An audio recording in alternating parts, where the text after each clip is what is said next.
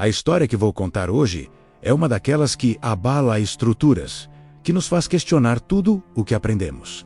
É uma verdade que foi cuidadosamente escondida por séculos. Uma peça do quebra-cabeça da nossa história que foi deliberadamente retirada. E se eu te dissesse que, muito antes de Jesus caminhar sobre a terra, outro Messias, um Messias negro, já havia sido profetizado e aguardado? E se eu te dissesse que a sua história não só foi esquecida, mas ativamente apagada pela mesma instituição que hoje nos conta a história de Cristo? Prepare-se, porque vamos mergulhar fundo em textos antigos, em evangelhos apócrifos e em evidências históricas que a Igreja tentou suprimir. Este não é um ataque à fé de ninguém, mas sim uma busca pela verdade completa. Vamos juntos desvendar o mistério do Messias negro que precedeu Jesus e entender por que a sua existência era tão perigosa para as estruturas de poder da época. Para começar essa jornada, precisamos voltar no tempo, muito antes do nascimento em Belém.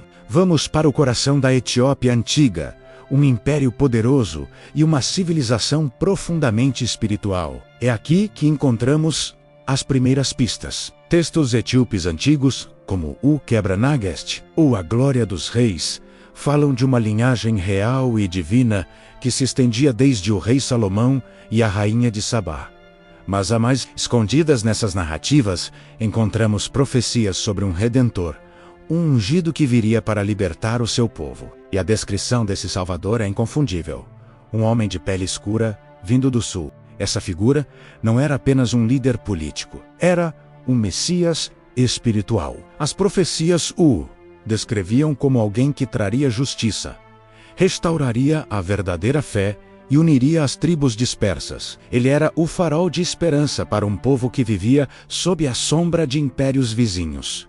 O nome dele é aqui que o mistério se aprofunda. Diferentes textos e tradições orais deu-lhe nomes diferentes, mas a essência é a mesma: um Salvador negro cuja chegada era iminente. Agora, você pode estar se perguntando, por que nunca ouvi falar disso na catequese ou nos sermões de domingo? A resposta é complexa e nos leva diretamente aos corredores do poder do Império Romano. Quando o cristianismo começou a se espalhar, ele não era a religião unificada que conhecemos hoje. Havia dezenas de seitas, cada uma com seus próprios evangelhos e interpretações. Havia o cristianismo gnóstico, o cristianismo siríaco e, claro, o cristianismo etíope, que preservava essas tradições mais antigas. O problema começou quando o Império Romano, sob o comando do imperador Constantino, decidiu adotar o cristianismo como religião oficial no século IV. Para unificar o império sob uma única fé,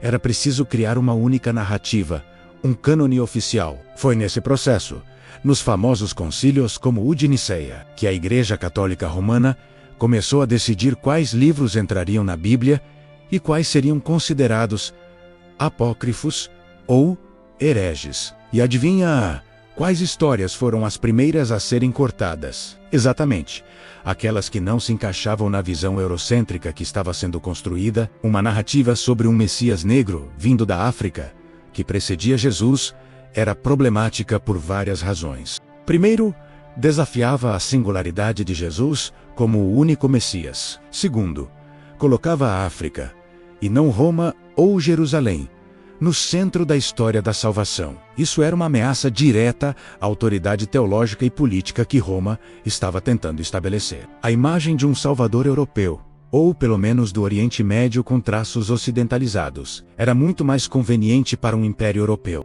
Então, começou um processo sistemático de apagamento. Textos foram queimados, tradições foram suprimidas, e a história do Messias negro foi relegada ao esquecimento, rotulada como mito ou heresia. A figura de Jesus foi moldada para se adequar à nova ordem mundial, e qualquer um que o precedesse, especialmente alguém de uma raça diferente, tinha que desaparecer dos registros oficiais. Mas a verdade, como dizem, sempre encontra um caminho.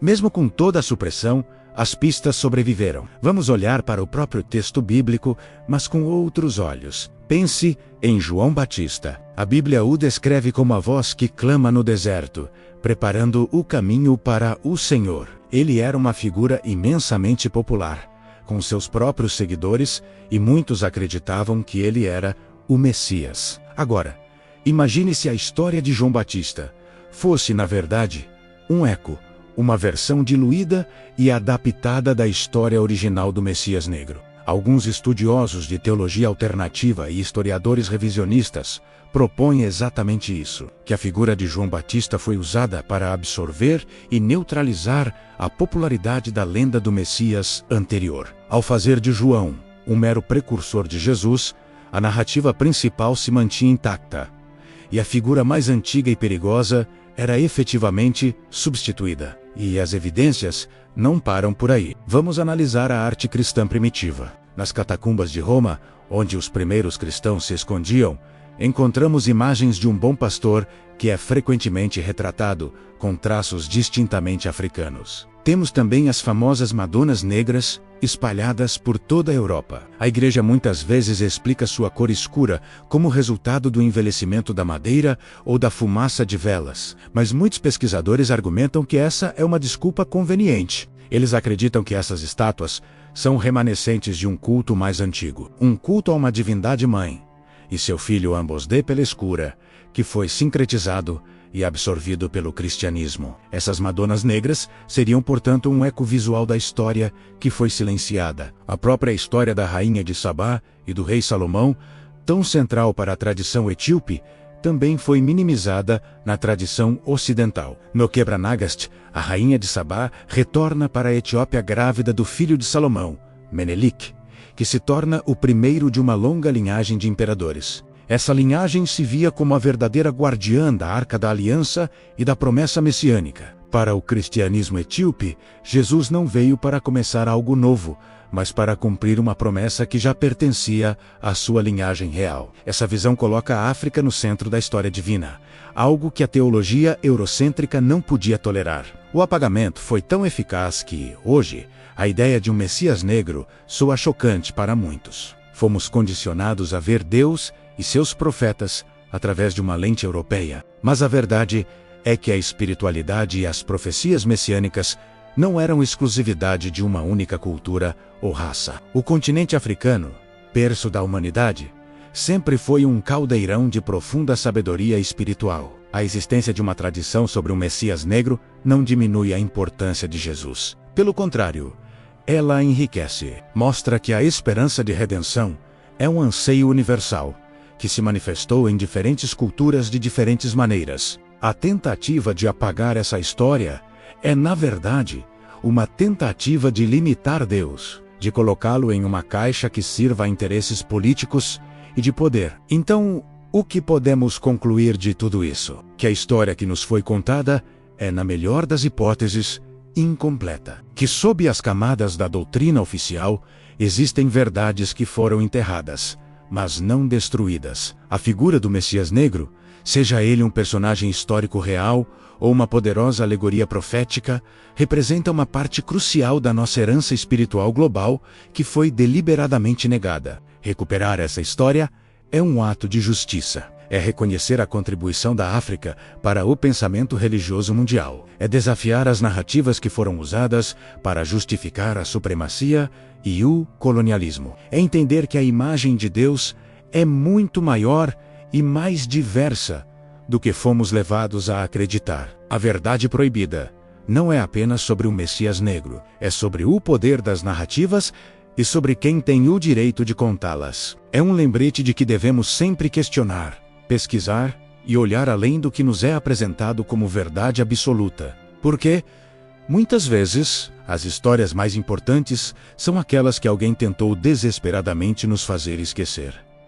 Obrigado por me acompanhar nesta jornada fascinante e reveladora. Se este vídeo abriu sua mente e te fez pensar, compartilhe-o com outras pessoas que também buscam a verdade. Deixe seu comentário abaixo com suas reflexões. O que você acha de tudo isso? Você já tinha ouvido falar sobre essas tradições? Vamos continuar essa conversa. Não se esqueça de se inscrever no canal e ativar o sininho para não perder nossas próximas investigações sobre os maiores mistérios da história. Até a próxima!